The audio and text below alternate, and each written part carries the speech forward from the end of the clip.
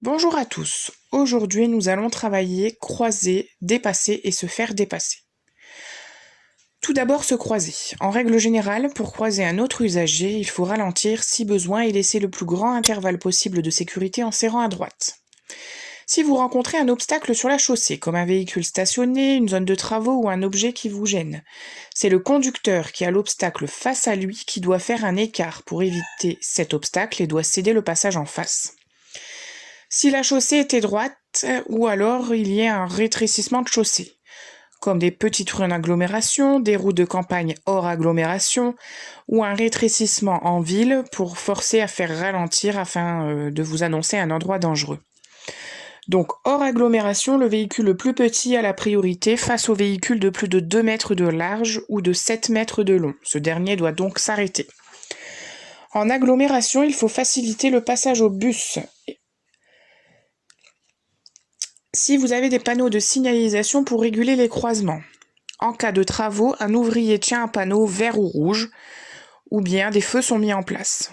Donc, le panneau vert signifie vous pouvez passer, le panneau rouge, vous devez vous arrêter. Si des panneaux sont implantés, vous avez le petit panneau avec la grosse flèche blanche sur un carré fond bleu. Vous pouvez passer. Ou alors si vous avez un panneau rond cerclé de rouge avec une petite flèche rouge qui vous représente, vous devez céder le passage en face. Cependant, dans ces situations, si un véhicule est déjà engagé, on le laisse passer, la priorité n'étant pas un droit absolu.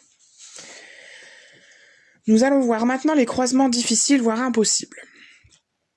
Dans les routes en pente, les croisements difficiles, c'est au véhicule descendant de s'arrêter à temps en premier.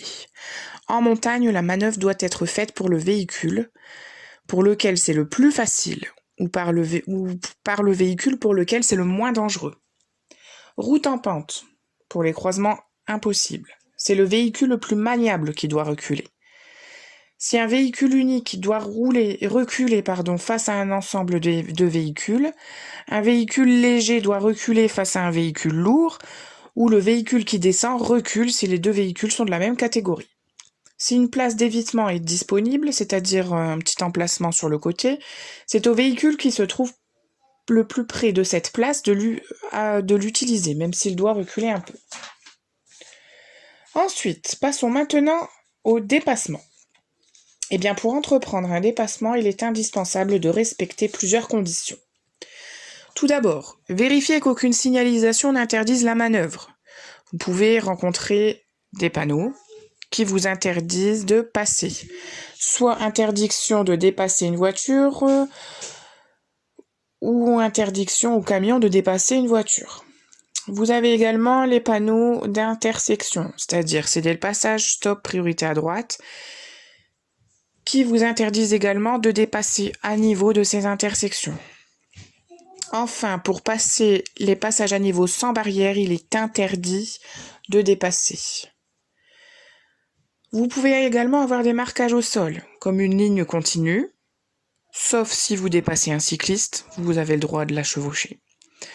Une ligne d'avertissement, c'est-à-dire les 3 flèches qui vous annoncent ensuite une ligne continue, ou une ligne de dissuasion, c'est-à-dire les petits tirets rapprochés. Cependant, vous pouvez dépasser un véhicule lent, c'est-à-dire un tracteur par exemple. Vous devez ensuite vous assurer d'une bonne visibilité devant. Pas de véhicule devant ou alors très loin. Pas de virage ou de sommet de côte. Pas d'obstacle devant le véhicule que l'on souhaite dépasser. Pas de brouillard, neige ou forte pluie qui vous réduisent la visibilité. Et on ne dépasse bien sûr jamais une déneigeuse en mission, c'est-à-dire quand elle a le gyrophare bleu allumé. Et on s'assure que l'on peut se rabattre ensuite. Vient ensuite l'intention des usagers à l'arrière. On vérifie que personne ne nous dépasse déjà. Pour cela, je contrôle le rétro intérieur, le rétro extérieur et mon angle mort gauche. Et bien sûr, on ne dépasse pas la limitation de vitesse maximale autorisée pour effectuer son dépassement. Alors, si on récapitule, pour dépasser en toute sécurité, je dois d'abord contrôler mes rétros, intérieur, extérieur, angle mort gauche. J'avertis en allumant le clignotant gauche et je le maintiens si on dépasse plusieurs véhicules. Je roule plus vite que le véhicule que je dépasse en maintenant bien sûr la vitesse maximale réglementaire et une bonne puissance moteur pour que le dépassement ne dure pas trop longtemps. Je dépasse en respectant un intervalle latéral suffisant, c'est-à-dire un deux roues ou un piéton. Je laisse une distance de sécurité d'1 mètre en agglomération ou 1,50 m hors agglomération. Je me rabats sans gêner personne. Quand on voit le véhicule dépasser entièrement dans son rétro intérieur, c'est que la distance de sécurité est la bonne. Donc on peut se rabattre, enlever le clignotant droit que l'on avait mis précédemment, et on garde la même allure. Alors attention, un dépassement se fait toujours par la gauche, sauf si un usager a signalé son intention de tourner à gauche. Dans ce cas, je peux le dépasser par la droite, mais je n'emprunte bien sûr pas les voies réservées aux bus, cyclistes, cyclos, etc. Évidemment, on peut être voué à être dépassé sur la route. Donc, dans ce cas, je garde la même allure. Je serre à droite. En cas de chaussée mouillée, je mets les essuie-glaces en vitesse rapide quand celui qui me dépasse est à ma hauteur. La nuit, je repasse en feu de croisement dès que l'autre a allumé ses feux de route.